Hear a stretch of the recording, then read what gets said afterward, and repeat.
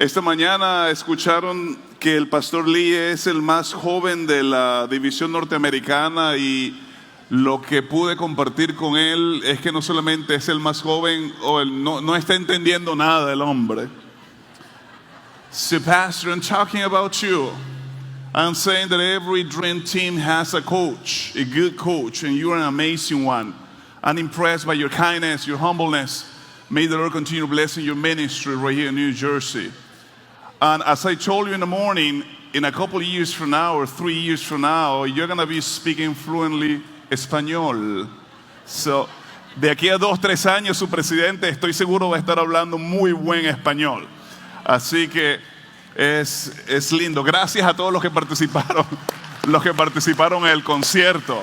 Oh, qué talentos tienen ustedes en las iglesias locales, qué talento. Francamente, a mí me hubiese gustado quedarme sentado escuchando a los cuartetos, a los músicos, a los cantantes, al coro.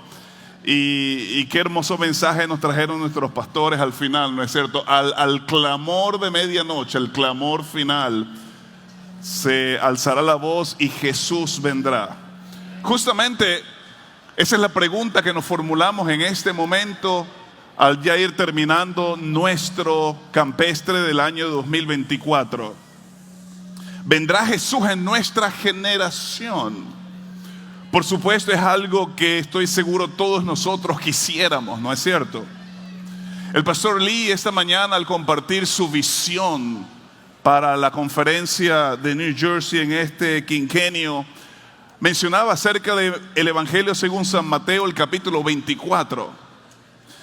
Y uno de los malos entendidos cuando hablamos de Mateo 24 es que este capítulo encierra las señales de Jesús o de la venida de Jesús. Y con frecuencia predicamos o decimos que estas señales son terremotos, hambrunas, pestes, guerras, rumores de guerra, falsos cristos, entre otras cosas. Pero no. Todos estos son indicadores de la venida de Jesús. No representan las señales de la venida de Jesús. Por lo menos por 2 puntos. Número 1, Jesús dice habrá hambre, terremotos, crisis y todavía no es el fin. De hecho, Jesús dijo que todas estas cosas son apenas principio. Y si tú lees el capítulo 24, versículo 3... te darás cuenta que Jesús, o mejor dicho, los discípulos no le preguntan a Jesús cuándo serán las señales de tu venida o del fin del mundo. La pregunta de los discípulos fue ¿cuál será la señal en el singular? Y en el versículo 14 entonces Jesús presenta la señal. El evangelio será predicado como testimonio a todas las naciones y ¡boom! Vendrá el fin. La gran señal de la venida de Jesús, amigos, es la predicación del evangelio. Pero hay muchos cristianos aquí en Norteamérica, aquí en New Jersey. Mi pregunta ¿es este el mismo caso alrededor del mundo? Hay por lo menos 4 grupos de personas en nuestro planeta Tierra, 4 grupos. En realidad son 2, pero los he subdividido en 4 grupos. Encontramos el grupo D. El grupo D está conformado por cristianos. Estos cristianos son hacedores y no meramente oidores de la palabra. Estos cristianos toman muy en serio la gran comisión de Jesús de ir a ser discípulos. Yo espero que ustedes estén en el grupo D. Pero mira la proporción, apenas uno, nos dicen los estudios, las estadísticas, 1 de cada 10 son cristianos que están tomando bien en serio la gran comisión dada por Jesús. El grupo de cristianos C, 2 de cada 10, son cristianos nominales, es decir, son aquellos que van a la iglesia 1 vez a la semana o 2 veces a la semana. Son aquellos que de vez en cuando participan, pero no están tomando las cosas de Dios tan en serio. 2 de cada 10. Los estudios, las estadísticas continúan diciendo que dentro del siguiente grupo, los no cristianos, 3 de cada 10 no son cristianos, pero de una u otra manera tienen acceso al cristianismo. Posiblemente sus vecinos son cristianos. Un ejemplo claro es justamente la tierra natal del pastor Lee o de sus padres, Corea del Sur. En Corea del Sur la mitad de la población es cristiana, la otra mitad es budista. Hay muchos budistas que obviamente no conocen a Jesús, pero tienen contacto con los cristianos, pues sus vecinos son cristianos o algunos de sus vecinos son cristianos. Pero así como puedes ver, la gran mayoría de la población mundial está en el grupo A de los no cristianos, los cuales no tienen acceso al cristianismo. Están separados por una barrera cultural, una barrera religiosa. Se me viene, por ejemplo, las personas en Yemen, o en Arabia Saudita, o en Sudán. No solamente están ajenos al Evangelio, no conocen a Jesús, pero tampoco tienen acceso al Evangelio.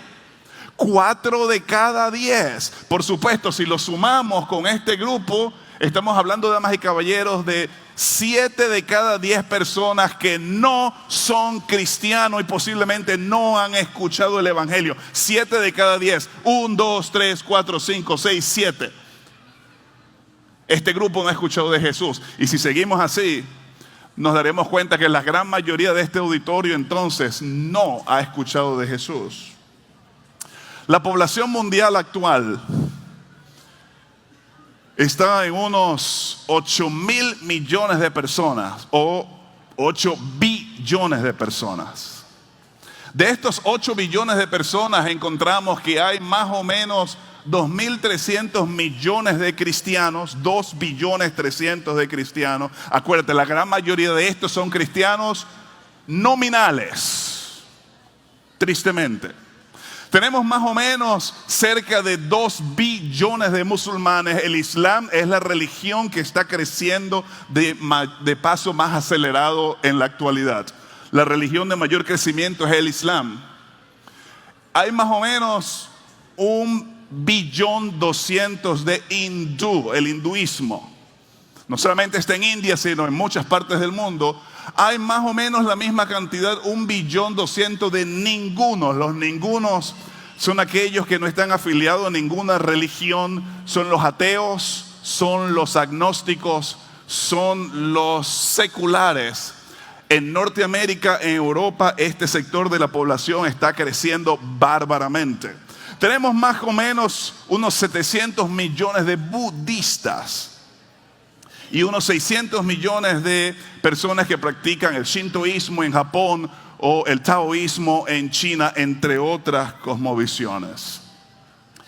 Permíteme rapidito hablar o mencionar de lo que los misiólogos han establecido, han dividido los desafíos en el cristianismo en lo que ellos llaman 3 ventanas. 3 ventanas. Y al compartir el mensaje de estas 3 ventanas, es un llamado, es una apelación, porque el tiempo se nos está acabando.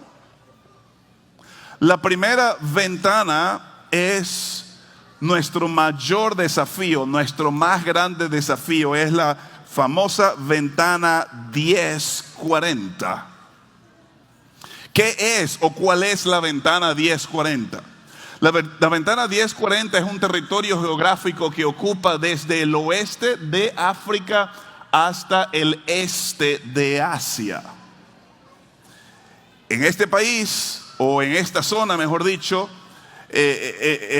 a propósito se le llama 1040 porque está a 10 y 40 grados del paralelo en relación con el Ecuador.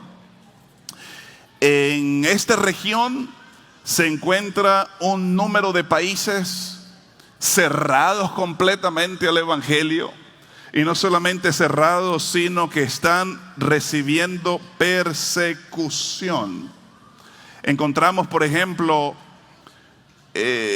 países como China, donde hay una persecución severa. Hay, al propósito, 69 países en la ventana 1040, De esos 69 países, por lo menos 34 son musulmanes, donde el Islam es la religión oficial. Y si te descubren con una Biblia o te descubren hablando de Jesús, inclusive hasta allí puede durar tu vida. Hay por lo menos 7 países budistas, hindús. Así que es un grande desafío la ventana 1040. 86% de las personas que viven en esta región geográfica no son cristianas. Menos del 3% son cristianos. Aquí encontramos una vasta población. Solamente en la China hay más de 1 billón de habitantes. La India, más de 1 billón de personas. Aquí vive el 80% de la gente más pobre del mundo. Países como Bangladesh o Camboya, entre otros.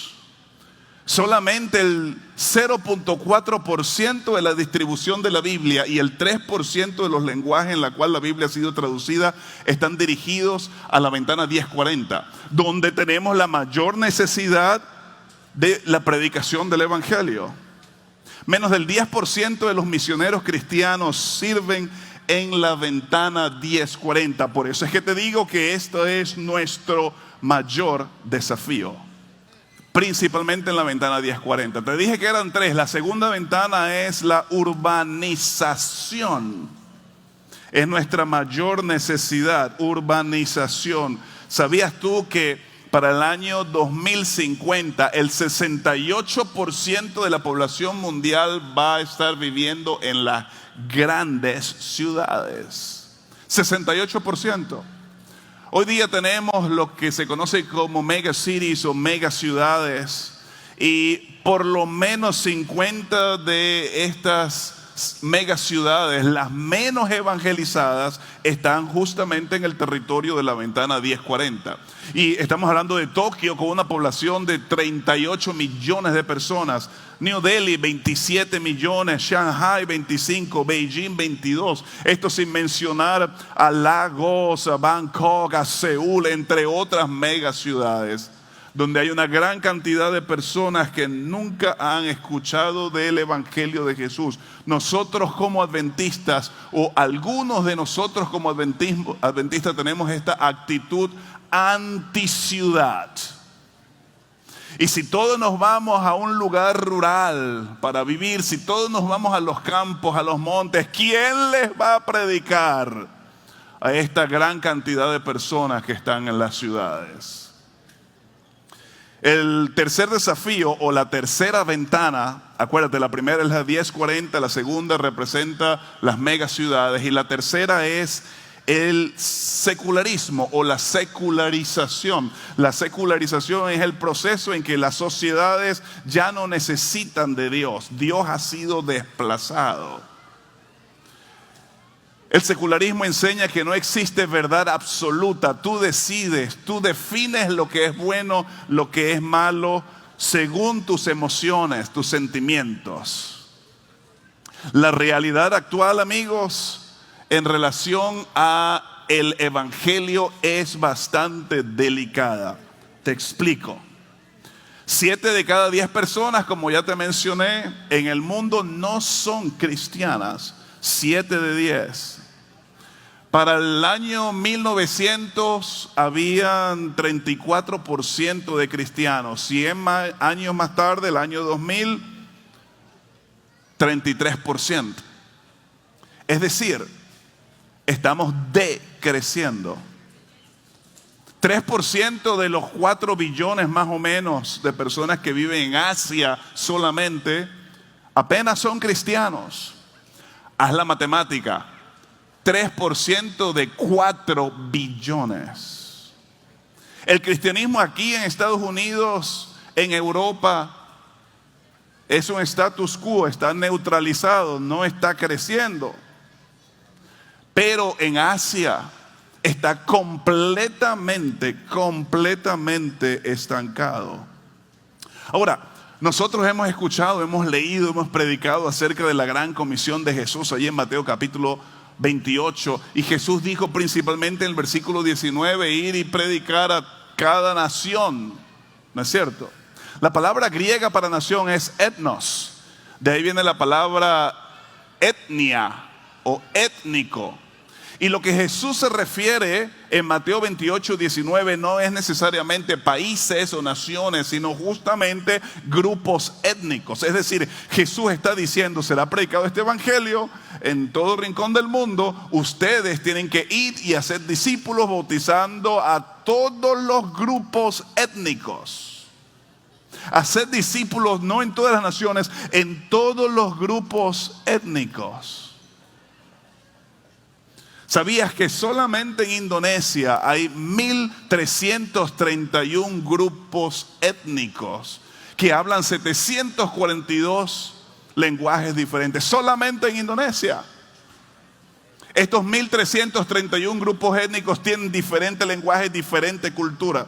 En África hay 3.000 grupos étnicos que hablan lenguajes, dialectos diferentes, por lo menos 2.000. Así que mis amigos, es un grande desafío. Por si fuera poco, la Biblia ha sido traducida más o menos a 2.200 lenguajes y dialectos, pero casi el doble, 4.218 lenguajes y dialectos no tienen acceso a la Biblia. Es decir, estos grupos étnicos no tienen acceso a las Sagradas Escrituras, pues la Biblia no ha sido traducida a su dialecto, a su idioma. No hace mucho tiempo atrás estuve en el Museo de la Biblia, no muy lejos de aquí, en Washington, D.C. Llevé a mis chicos. En el sótano había una exhibición de justamente los dialectos, los lenguajes en que la Biblia no ha sido traducido. Y había biblioteca tras biblioteca, stand, bookshelf tras bookshelf, de libros amarillos. Todos estos libros amarillos justamente representan los dialectos, los idiomas en que la Biblia no ha sido traducido. Una representación visual de la grande necesidad de jóvenes, de hermanos, de señoritas que se dediquen a servir a Dios y ser misioneros en estos lugares remotos, aprender el idioma para traducir la palabra de Dios en estos dialectos. Menos del 1% de la distribución de la Biblia llega a la ventana 1040. Solo el 3% de los lenguajes en que ha sido traducida la Biblia se encuentra en el territorio o se habla en el territorio de la ventana 1040. Así que al juntar toda esta data, toda esta información, reconocemos que hay muchísima gente que todavía no ha escuchado de Jesús y que no tienen acceso al Evangelio.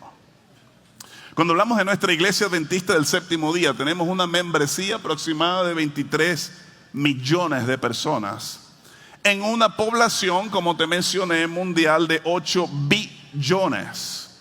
Si hacemos la proporción en porcentajes, estamos hablando, damas y caballeros, de 0.28%. Es decir, no llegamos ni siquiera al 0.5%. Esto asumiendo que los 23 millones de hermanos que tienen sus nombres escritos en los libros de la iglesia están activos. ¿Y es esta una realidad? Por supuesto que no. De hecho, siendo generosos, diríamos que unos 12 millones, la mitad está activo. Y si esto es así, apenas el 0.15% de cristianos adventistas en relación al mundo. La pregunta es, al medir el rate, la tasa de natalidad que cada día se duplica, está creciendo de manera exponencial, con la membresía de nuestra denominación, que sin duda entendemos es el remanente de Apocalipsis 12 al 14, tenemos que llevarnos las manos a la cabeza, porque si seguimos con esta estadística, no, querido, Jesús no va a venir en nuestra generación. De hecho, no es Elena White la que escribió, nosotros como remanente hemos fallado. Y la mayor evidencia que hemos fallado es que todavía estamos en este mundo de dolor. Pero la buena noticia es que la profecía bíblica claramente establece que la obra se terminará. La obra se terminará cuando el Espíritu del Dios vivo descienda sobre aquellos que estén dispuestos a servirle y a ser sus instrumentos. ¿Estarás tú en ese grupo? Amén.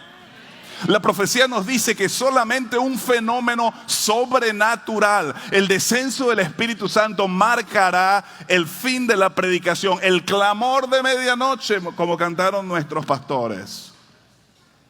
Así como la iglesia apostólica nació, creció, se expandió por un fenómeno sobrenatural, el derramamiento del Espíritu Santo, de la misma manera, damas y caballeros, terminará. Mira lo que escribió Elena White en el libro Eventos de los Últimos Días.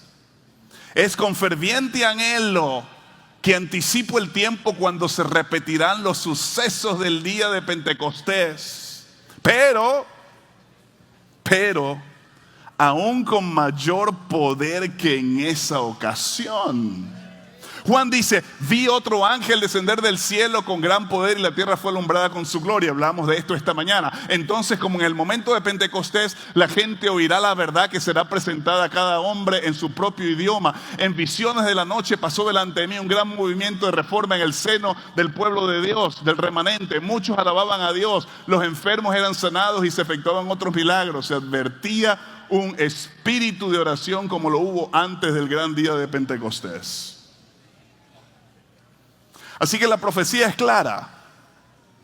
El derramamiento del Espíritu Santo marcará la predicación del Evangelio y el cumplimiento de la señal de la venida de Jesús. Y entonces vendrá el fin. Por lo tanto, damas y caballeros, tú y yo en esta hora, al ya ir cerrando este campestre 2024, deberíamos hacernos una grande pregunta, una grande petición. En el campus de la Universidad Adventista del Sur, frente al edificio de enfermería, hay una estatua que representa la gran petición y está en el contexto de Elías antes de ascender al cielo y Eliseo. Si tienes tu Biblia rápidamente, ven conmigo el segundo libro de los Reyes, el capítulo 2, versículo 9, y vamos a leer la gran petición. Eliseo, el siervo de Elías, reconoce que ya su maestro está a punto de ser trasladado al cielo.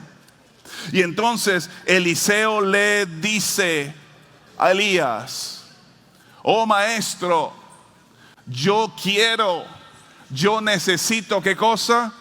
Una doble porción de tu espíritu. Antes que te vayas, una doble porción de tu espíritu. ¿No crees tú, amigo, es la gran petición para nosotros hoy? Señor, necesitamos una doble porción de tu espíritu. Necesito una doble porción de tu espíritu. Ya tú sabes la historia del llamamiento de Eliseo.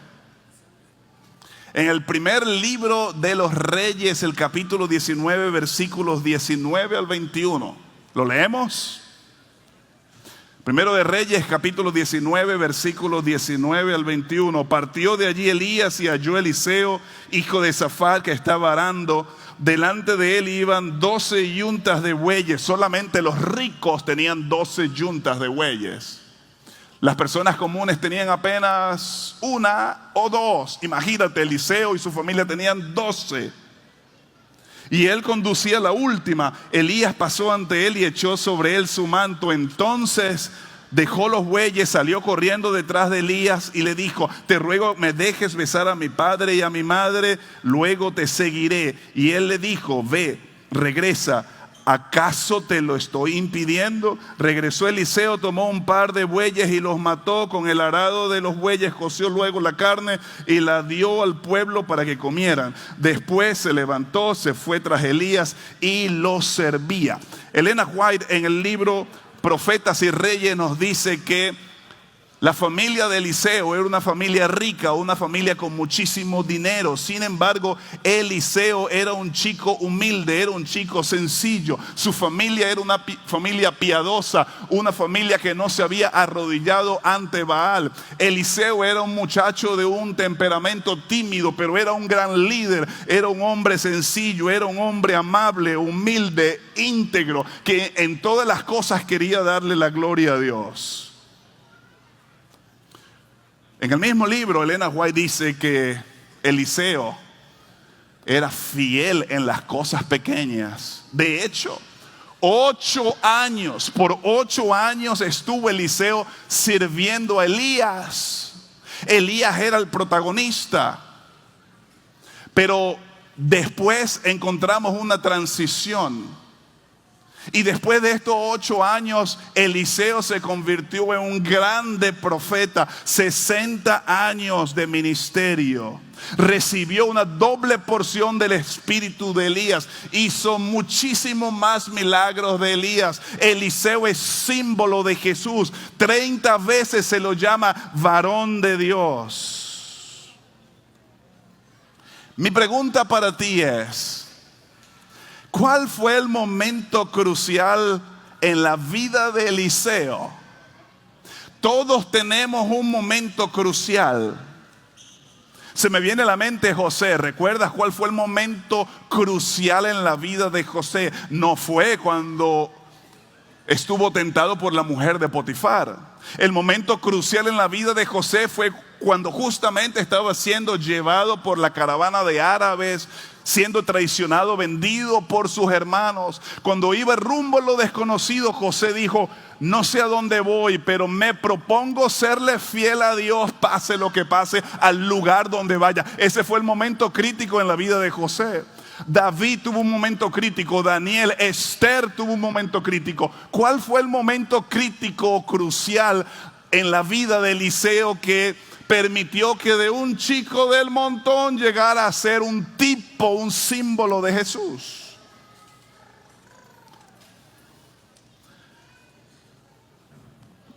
El versículo 20 y 21.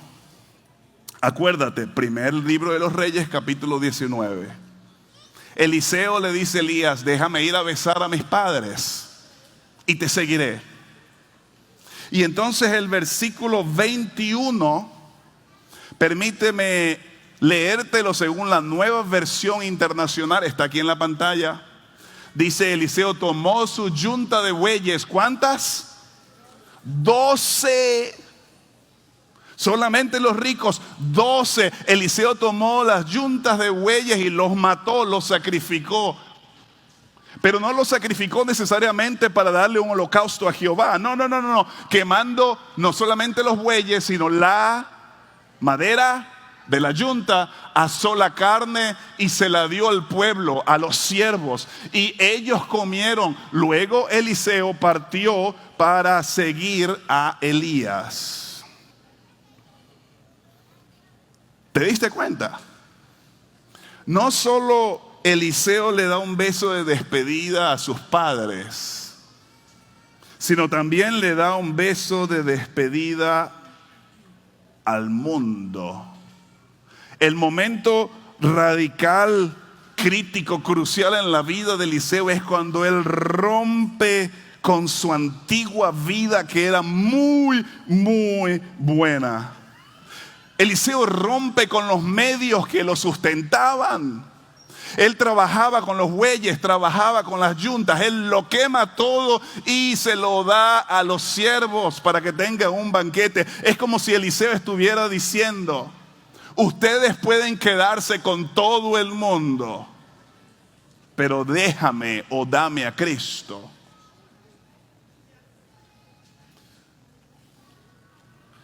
Eliseo quemó, dejando atrás su antigua vida. Esto me hace recordar de uno de los grandes guerreros de la historia, Alejandro Grande, Alejandro el Magno. Una de las historias de Alejandro dice que él estaba en las orillas del imperio persa, reúne a sus soldados, los cuales estaban temblorosos porque los persas tenían un ejército más grande.